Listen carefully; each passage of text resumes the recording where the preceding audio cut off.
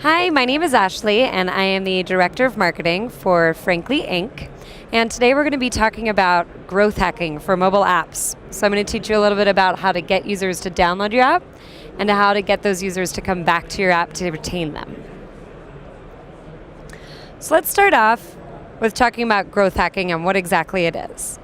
Growth hacking is a marketing technique which aims to attract users at a relatively low cost and primarily by means of technological integration.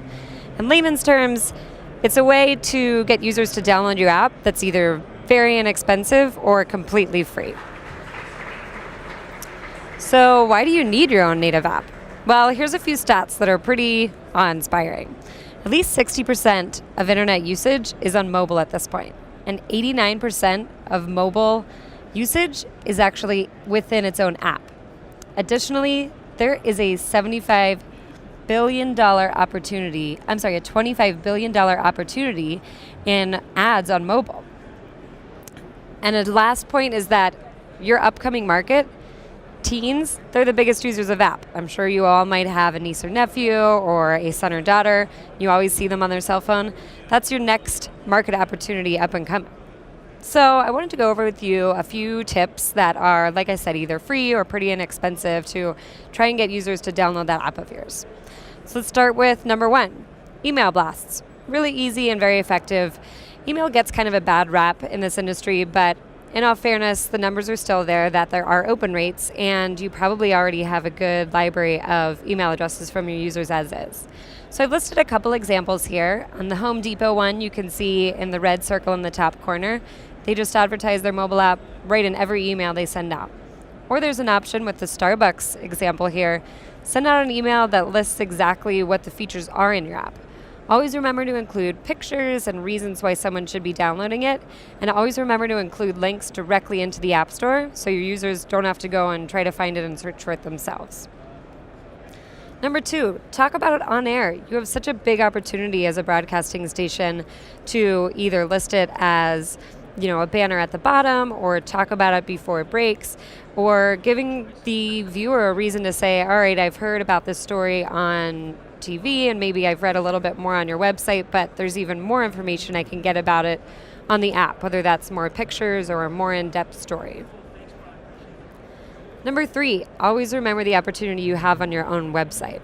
So some examples are putting it right beside your social icons. That way your website viewers know exactly where to go to your outside sources. Put your iOS and your Android apps right there and have it directly link into your app's direct links in the app stores. Or try different things like dedicating a whole page to all the features on your app and why it's a great opportunity. Number four, blog posts. You can either elect to write them yourselves. Maybe you want to write one about every new feature that comes out. Maybe you want to just talk about why you really like the app and what you're posting in it. Or another option is employ a different blogger. Mommy bloggers are very popular. You could approach one and see if they'd be interested in writing about your app and putting that actual blog on their own blog so that you could stretch the reach of brand awareness here. Tip number five, social media, my personal favorite. Use social media posts as much as you want to advertise the app itself or to talk about specific features.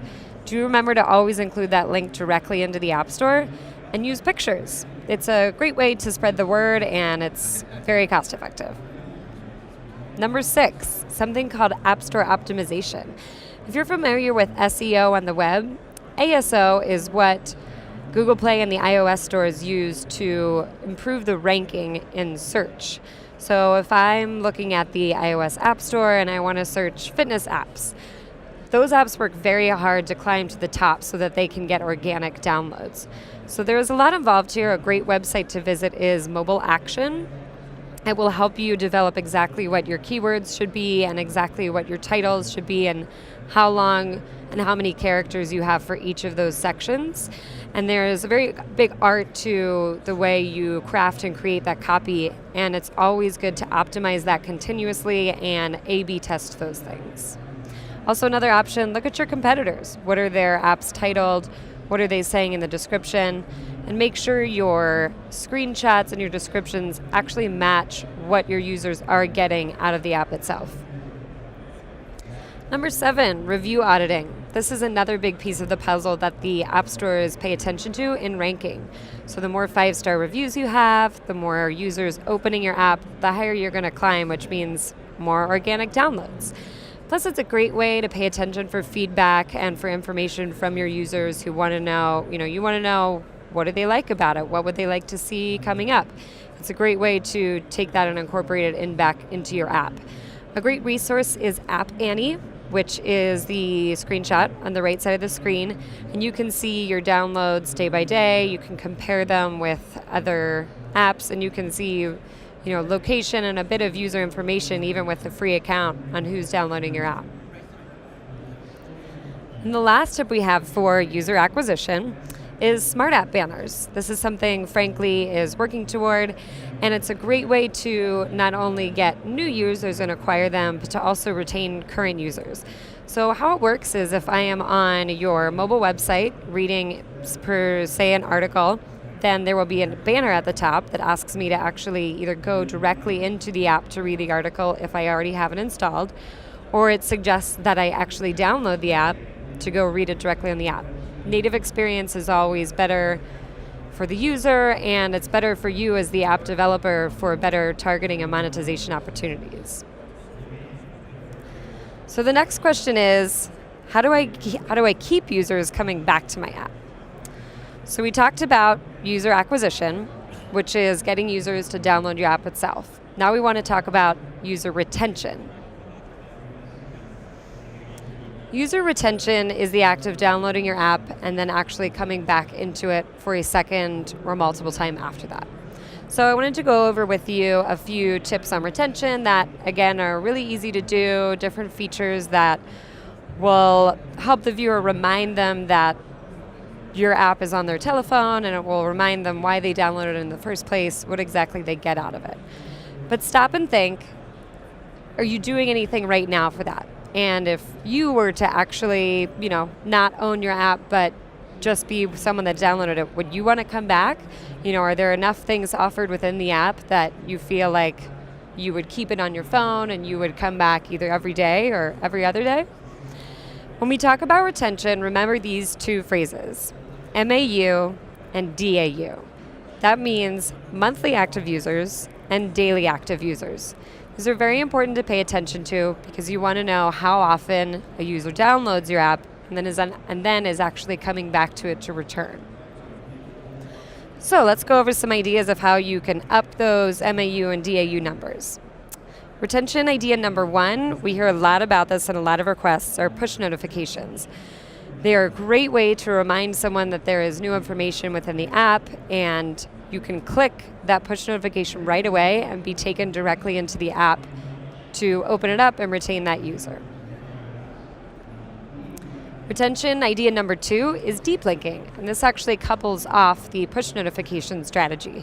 So when you click that push notification and you're sent directly back into the app, deep linking actually connects what the push notification is talking about. For example, with this screenshot, a particular article. When I push that push notification and it opens the app, it goes directly into that article. It's a wonderful user experience. It means that they get exactly what they want and they don't have to spend time searching for that article or going into a different part of the app where they get frustrated. And then once they're in there reading that article, you've kept them happy and then keep them going. Third, play off of that deep linking. Allow for article recommendations. Say once they're finished reading about the article we mentioned above, at the bottom of the screen there's 3 more articles that relate to that. This increases the time they've spent in your app, which in turn increases your revenue. Idea number 4, live chat. Mobile messengers are the number 1 type of app downloaded today. So think about adding chat to your app, which is a feature, frankly, we'll be introducing very soon.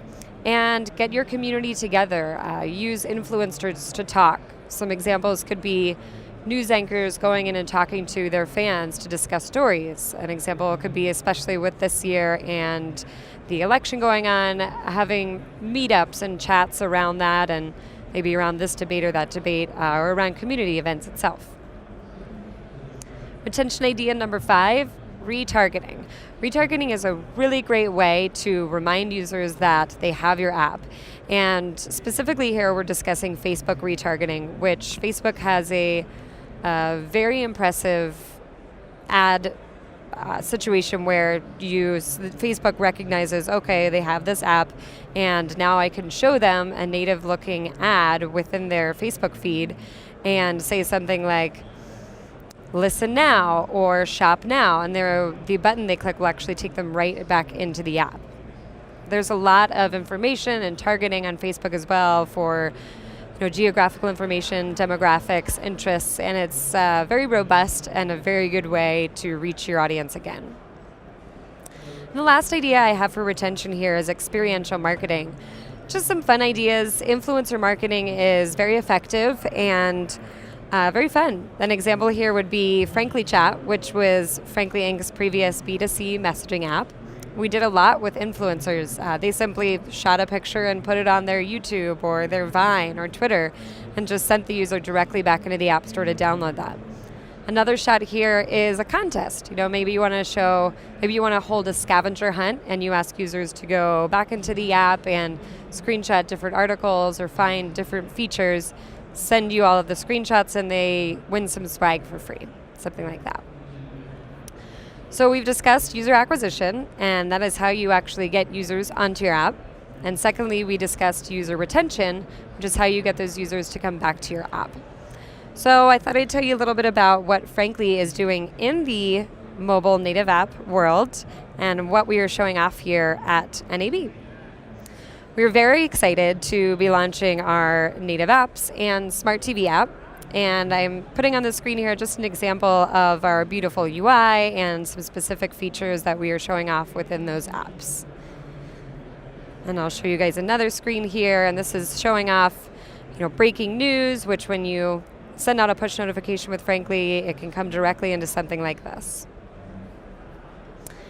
And to show off our smart TV apps, we launched at NAB a native Apple TV app. So it has all the UI of Apple, with slides and swipes, and just one more shot of that there is our immersive weather imagery, which is just beautiful. Thank you very much for paying attention, and if you have any more interest in learning about mobile app marketing, please email me at ashley@franklyinc.com. I'll be happy to discuss what you're currently doing, what's working, what isn't working, and we can help you out, get you new users and get them keep coming back. Thank you.